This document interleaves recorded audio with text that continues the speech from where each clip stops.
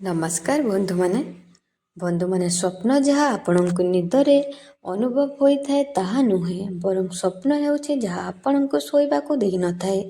ଆଜିର ଏହି କାର୍ଯ୍ୟକ୍ରମ ମକର ରାଶିର ବ୍ୟକ୍ତିବିଶେଷମାନଙ୍କ ପାଇଁ ବହୁତ ଗୁରୁତ୍ୱପୂର୍ଣ୍ଣ ଏବଂ ଖାସ୍ ରହିଅଛି। ଯେମିତିକି ଆପଣମାନେ ଜାଣିଥିବେ, ଆଜିର ଏହି ଭିଡ଼ିଓରେ ଆମେ ଆଲୋଚନା କରିବା ମକର ରାଶିର ବ୍ୟକ୍ତିବିଶେଷମାନଙ୍କର ଏହି ନୂତନ ବର୍ଷ 2026 କିପରି ରହିବ।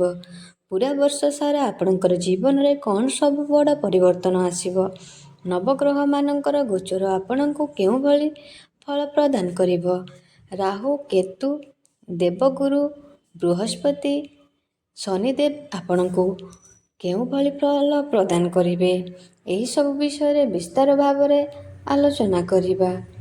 କାହିଁକିନା ଆପଣଙ୍କର ରାଶିରେ ଦୀର୍ଘଦିନ 7.5 ବର୍ଷ ହେବ ଶନିଙ୍କର 7.5 ଚାଲିଥିଲା, ଯାହାଦ୍ୱାରା ଆପଣଙ୍କର ଜୀବନରେ ବହୁତ ଗୁଡ଼ିଏ ସମସ୍ୟା ଚାଲୁଥିଲା। ଆପଣଙ୍କୁ ବହୁତ ବେଶୀ ମାନସିକ ଚିନ୍ତା ଭିତରେ ରହୁଥିଲେ। କିନ୍ତୁ ଏହି 2026ରେ ଶନିଙ୍କର 7.5ର ସମାପ୍ତ ହୋଇସାରିଛି, ଯାହାଫଳରେ ଆପଣଙ୍କର ଜୀବନରେ କିଛି ବଡ଼ ପରିବର୍ତ୍ତନ ହେବାକୁ ଯାଉଛି। ତେବେ ଆସନ୍ତୁ ଜାଣିବା ଏହି ନୂତନ ବର୍ଷ 2026 ଆପଣଙ୍କ ପାଇଁ କିପରି ରହିବ। ଏହା ପୂର୍ବରୁ ଯଦି ଆପଣଙ୍କର ବି ମକର ରାଶି ହୋଇଥାଏ ଏବଂ ଆପଣ ବି ଈଶ୍ୱରକୁ ମନରୁ ଭକ୍ତି କରୁଥାନ୍ତି, ତେବେ ଭିଡ଼ିଓଟିକୁ ଲାଇକ୍ କରି କମେଣ୍ଟ ବକ୍ସରେ ଜୟ ମା ଲକ୍ଷ୍ମୀ, ଜୟ ଶନିଦେବ ଅବଶ୍ୟ ଲେଖିଦିଅନ୍ତୁ। ତ ବନ୍ଧୁମାନେ, ସର୍ବପ୍ରଥମେ ଜାଣିବା ବର୍ଷ ଆରମ୍ଭରୁ ଆପଣଙ୍କର କୁଣ୍ଡଳୀରେ ଗ୍ରହମାନଙ୍କର ସ୍ଥିତି କିପରି ରହିବ। ଏହା ପୂର୍ବରୁ ଆପଣଙ୍କୁ ଗୋଟିଏ କଥା କହିବାକୁ ଚାହିଁବି। ଆଜିର କାର୍ଯ୍ୟକ୍ରମ ଆପଣଙ୍କର ଜନ୍ମ ରାଶି ଚନ୍ଦ୍ର ରାଶି ଉପରେ ଆଧାରିତ। ଆପଣଙ୍କର ଯଦି ମକର ରାଶି ହୋଇଥାଏ ଏବଂ ଆପଣଙ୍କର ଯଦି ବି ମକର ଲଗ୍ନ ହୋଇଥାଏ, ଆପଣ ଏହି ଭିଡ଼ିଓଟିକୁ ଦେଖିପାରିବେ। ଦେଖନ୍ତୁ ବନ୍ଧୁମାନେ, ଆପଣଙ୍କର ହେଉଛି ମକର ରାଶି। ଆପଣଙ୍କର ରାଶିର ସ୍ୱାମୀ ଗ୍ରହ ହେଉଛନ୍ତି ଶନିଦେବ। ଶନିଦେବ ବର୍ଷ ଆରମ୍ଭରୁ ଆପଣଙ୍କର ତୃତୀୟ ଭାବରେ ଗୋଚର କରିବେ। ରାହୁ ଆପଣଙ୍କର ଦ୍ୱିତୀୟରେ ରହିବେ ଏବଂ କେତୁ ଆପଣଙ୍କର ଅଷ୍ଟମରେ ରହିବେ ଏବଂ ଦେବଗୁରୁ ବୃହସ୍ପତି ଆପଣଙ୍କର ଷଷ୍ଠ ଭାବରେ ଗୋଚର କରିବେ ଏବଂ ଜୁନ୍ ମାସ ପରେ ଆପଣଙ୍କର ସପ୍ତମ ଭାବକୁ ଯିବେ। ଏହା ସହିତ ସୂର୍ଯ୍ୟ, ଶୁକ୍ର, ବୁଧ ଏବଂ ମଙ୍ଗଳ ଆପଣଙ୍କର ବର୍ଷ ଆରମ୍ଭରୁ ଦ୍ୱାଦଶ ଭାବରେ ଗୋଚର କରିବେ। ବନ୍ଧୁମାନେ ଦେଖନ୍ତୁ, ଏହି ବର୍ଷ ହେଉଛି ସୂର୍ଯ୍ୟଙ୍କର ବର୍ଷ, ଯିଏକି 9ଟି ଗ୍ରହଙ୍କର ରାଜା ଏବଂ ସୂର୍ଯ୍ୟ ଆପଣଙ୍କର ଅଷ୍ଟମ ଭାବର ଅଧିପତି। ଯଦି ଆମେ ପ୍ରଥମେ ସୂର୍ଯ୍ୟଙ୍କ ବିଷୟରେ ଆଲୋଚନା କରିବା କି ସୂର୍ଯ୍ୟଙ୍କର ଗୋଚର ଅନୁସାରେ ଆପଣଙ୍କୁ କେଉଁ ଫଳ ପ୍ରଦାନ କରିବେ। ଯେହେତୁ ସୂର୍ଯ୍ୟ ଆପଣଙ୍କର ଅଷ୍ଟମ ଭାବର ଅଧିପତି, ତ ଏହି ବର୍ଷ ଆପଣଙ୍କୁ ନିଶ୍ଚିତ ଭାବରେ କୌଣସି ଗୁପ୍ତ ଜ୍ଞାନ ଅଧ୍ୟୟନ କରିପାରନ୍ତି କିମ୍ବା ଯେଉଁମାନେ ଗୁପ୍ତରେ ରହି କୌଣସି କାର୍ଯ୍ୟ କରୁଛନ୍ତି, ସେମାନେ ଅଧିକ ସଫଳତା ମିଳିବ। ଆପଣଙ୍କର ମନ ଭିତରେ କିଛି ବି ଏମ୍ ଅଛି, କିଛି ବି ମନସ୍କାମନା ଅଛି, ଏହି ବର୍ଷ ନିଶ୍ଚିତ ଭାବରେ ଆପଣଙ୍କର ସେଥିରେ ସଫଳତା ଲାଭ କରିବେ। ଯେହେତୁ ସୂର୍ଯ୍ୟ ଆପଣଙ୍କର ଅଷ୍ଟମ ଭାବର ଅଧିପତି, ଏହା ଆପଣଙ୍କର ଗୁପ୍ତ ଜ୍ଞାନ ପାଇଁ ବହୁତ ଭଲ ରହିବ। ଏହା ଛାତ୍ରଛାତ୍ରୀଙ୍କ ପାଇଁ ମଧ୍ୟ ବହୁତ ଭଲ ରହିବ। ଯେହେତୁ ଏହି ବର୍ଷ ସୂର୍ଯ୍ୟଙ୍କର ବହୁତ ଅଧିକ ପ୍ରଭାବ ରହିବ। ବର୍ଷ ଧରି କିଛି ଘଟଣାମାନ ଯଦି ଆପଣଙ୍କର ଜୀବନରେ ଘଟୁନଥିଲା, ତାହେଲେ ଏହି ବର୍ଷ କିଛି ଏମିତି ଘଟଣା ଘଟିପାରେ ଯାହା ଆପଣ କେବେ ବି ଭୁଲି ପାରିବେନି। ଆସନ୍ତୁ ଏବେ ଆଗକୁ ଯିବା। ଆପଣଙ୍କର ରାଶିର ଅଧିପତି ଶନିଙ୍କ ବିଷୟରେ କଥା ହେବା। ଶନି ଆପଣଙ୍କର ବର୍ଷ ଆରମ୍ଭରୁ ଆପଣଙ୍କର ତୃତୀୟରେ ରହିବେ ଏବଂ ପୁରା ବର୍ଷ ଆପଣଙ୍କର ତୃତୀୟ ଭାବରେ ଗୋଚର କରିବେ ଏବଂ ଜୁଲାଇ ମାସ ଠାରୁ ଶନି ବକ୍ରୀ ଚଳନ କରିବେ। ବନ୍ଧୁମାନେ ଦେଖନ୍ତୁ, ଏହି ବର୍ଷ ପ୍ରତ୍ୟେକ କାମକୁ ନ୍ୟାୟର ସହିତ କରିଲେ ଆପଣ ପ୍ରତ୍ୟେକ କାମରେ ସଫଳତା ପାଇବେ ଏବଂ ଜୁଲାଇ ମାସରେ ଶନି ଯେତେବେଳେ ବକ୍ରୀ ଚଳନ କରିବେ ତୃତୀୟ ଭାବରେ, ଏହା ଆପଣଙ୍କର ଆମଦାନୀ ରପ୍ତାନି ପାଇଁ ବହୁତ ଭଲ ସମୟ ରହିବ। ଯେଉଁ ଇମ୍ପୋର୍ଟ ଏକ୍ସପୋର୍ଟରେ କାମ କରୁଛନ୍ତି ସେମାନଙ୍କର ଏହି ସମୟ ବହୁତ ଭଲ ରହିବ। ଜୁଲାଇ ମାସ ପରେ ଶନି ଯେତେବେଳେ ବକ୍ରୀ ହେବେ, ଆପଣଙ୍କର ବାଣୀରେ କିଛି କଟୁତା ଆସିପାରେ। କାହା ସହିତ ଆର୍ଗୁମେଣ୍ଟ ହୋଇପାରେ। ସେଥିପାଇଁ ଆପଣ ସତର୍କ ରହିବେ। ନିଜର ବାଣୀ ଉପରେ ନିୟନ୍ତ୍ରଣ ରକ୍ଷା କରିବେ। ଯେତେବେଳେ ଆପଣଙ୍କର ଦୈନନ୍ଦିନ ଜୀବନରେ ଆପଣଙ୍କର ଘରେ ହେଉଥିବା ପରିବାରରେ ହେଉ, ବନ୍ଧୁବର୍ଗରେ ହେଉ କିମ୍ବା ସମାଜରେ ହେଉ ବା କାର୍ଯ୍ୟକ୍ଷେତ୍ରରେ ହେଉ, ଯଦି କାହା ସହିତ ବି କୌଣସି ପ୍ରକାରର ମନମାଳିନୀ ହୁଏ, ତେବେ ଆପଣଙ୍କର ମନ ସ୍ଥିର ହୁଏ ନାହିଁ। ଆପଣଙ୍କର ମନ ସର୍ବଦା ସେହି ସବୁ କଥାରେ ଦ୍ୱନ୍ଦ୍ୱ ଭିତରେ ରୁହେ, ଆଶଙ୍କା ଭିତରେ ରହିଥାଏ। କାହିଁକି ନା ମୁଁ ଯେତିକି ମକର ରାଶି ବ୍ୟକ୍ତିଙ୍କ ବିଷୟରେ ଜାଣିଛି, ସେମାନେ କେବେ ବି କାହା ସହିତ କୌଣସି ପ୍ରକାରର ଯୁକ୍ତିତର୍କ କିମ୍ବା କାହା ସହିତ ଅମାନସିକ ବ୍ୟବହାର କରନ୍ତି ନାହିଁ। କିନ୍ତୁ ଯଦି ତାଙ୍କ ସହିତ କେହି ଆରମ୍ଭ କରିଦେଇଥାନ୍ତି ତ ସେ ମଧ୍ୟ ତାକୁ ଛାଡ଼ନ୍ତି ନାହିଁ। ଏହା ହିଁ ଆପଣଙ୍କର ଜୀବନର ସତ୍ୟତା ଅଟେ। ଏହା ସହିତ ସେମାନେ କୌଣସି ସମ୍ପର୍କକୁ ବି ତିକ୍ତ ଭାବରେ ଦେଖନ୍ତି ନାହିଁ, ପ୍ରତ୍ୟେକ ସମ୍ପର୍କକୁ ସମ୍ମାନ ଦେଇଥାନ୍ତି। ଏହି ଗୁଣ ହିଁ ମକର ରାଶି ବ୍ୟକ୍ତିବିଶେଷମାନଙ୍କୁ ସମସ୍ତ ପାଖରେ ସମ୍ମାନିତ କରିଥାଏ ଏବଂ ଆପଣଙ୍କର କାର୍ଯ୍ୟ କରିବାର ତରିକା ଏବଂ ଦକ୍ଷତା ଲୋକମାନଙ୍କର ପାଖରେ ଆପଣଙ୍କର ପରିଚୟ ସୃଷ୍ଟି କରିଥାଏ।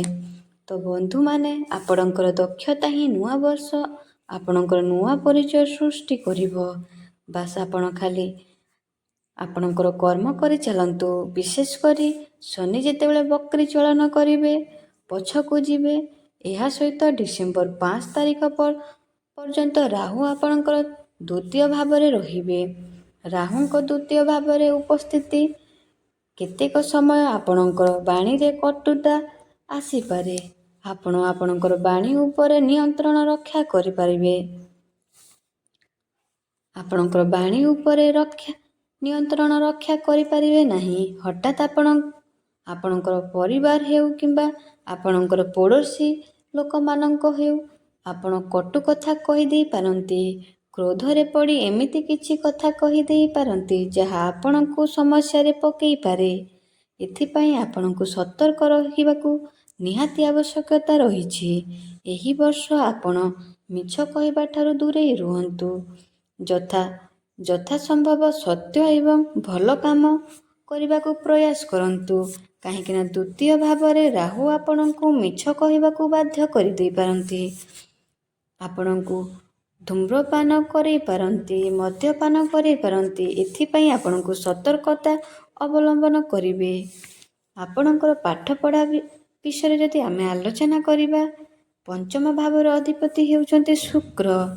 ଶୁକ୍ର ବର୍ଷ ଆରମ୍ଭରୁ ଆପଣଙ୍କର ଦ୍ୱାଦଶ ଭାବ ଉପରେ ରହିବେ, ଯାହା ଆପଣଙ୍କର ପାଠପଢ଼ା ପାଇଁ ଏତେ ବି ଭଲ ନୁହେଁ। ଏପଟେ ଶନିଙ୍କର ଦୃଷ୍ଟି ମଧ୍ୟ ପଞ୍ଚମ ଭାବ ଉପରକୁ ରହୁଅଛି। ଆପଣଙ୍କର ମନ ପାଠପଢ଼ାରୁ ହଟି ଅଲଗା ଆଡ଼କୁ ଯାଇପାରେ। ଆପଣଙ୍କର ମନ ବିଚଳିତ ହୋଇପାରେ। ଆପଣ ଏହି ସମୟରେ ପାଠପଢ଼ା ଅପେକ୍ଷା ଆପଣଙ୍କର କ୍ୟାରିୟର ଉପରେ ବେଶୀ ଚିନ୍ତା କରିପାରନ୍ତି।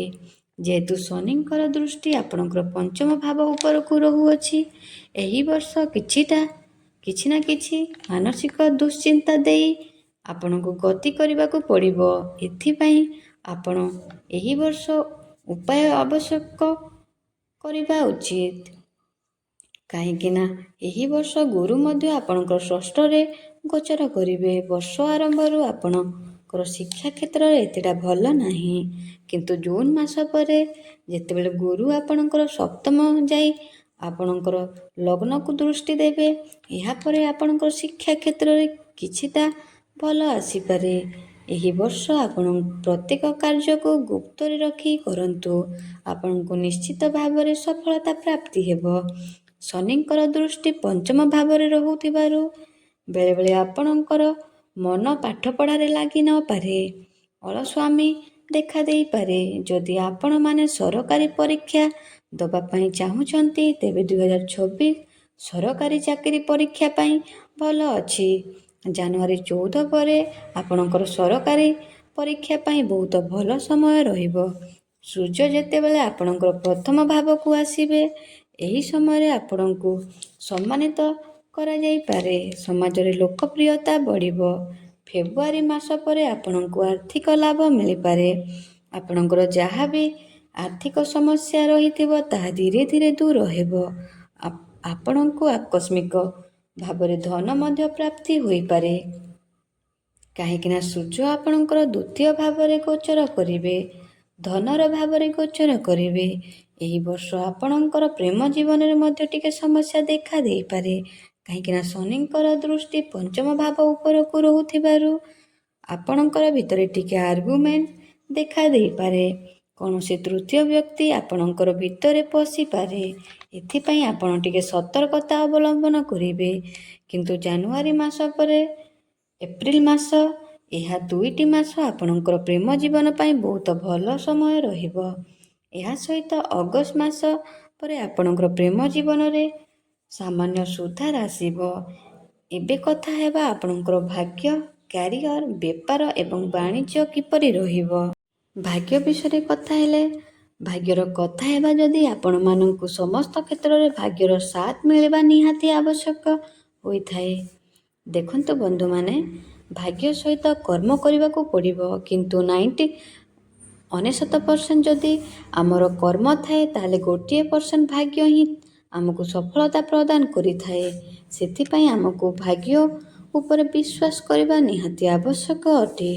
ସମସ୍ତ ବିଷୟରେ କର୍ମ କରିବା ଆବଶ୍ୟକ, ଏହା ହିଁ ସତ୍ୟ ଅଟେ। କିନ୍ତୁ କର୍ମ କରିବା ପାଇଁ ଆଗ୍ରହ ଯୋଗାଇଥାଏ ତାହା ଭାଗ୍ୟ ଅଟେ। ତେବେ ଆପଣଙ୍କର କୁଣ୍ଡଳୀରେ ଆପଣଙ୍କର ଭାଗ୍ୟ କେତେ ଭଲ ତାହା ହିଁ ସବୁଠାରୁ ଗୁରୁତ୍ୱପୂର୍ଣ୍ଣ ଅଟେ।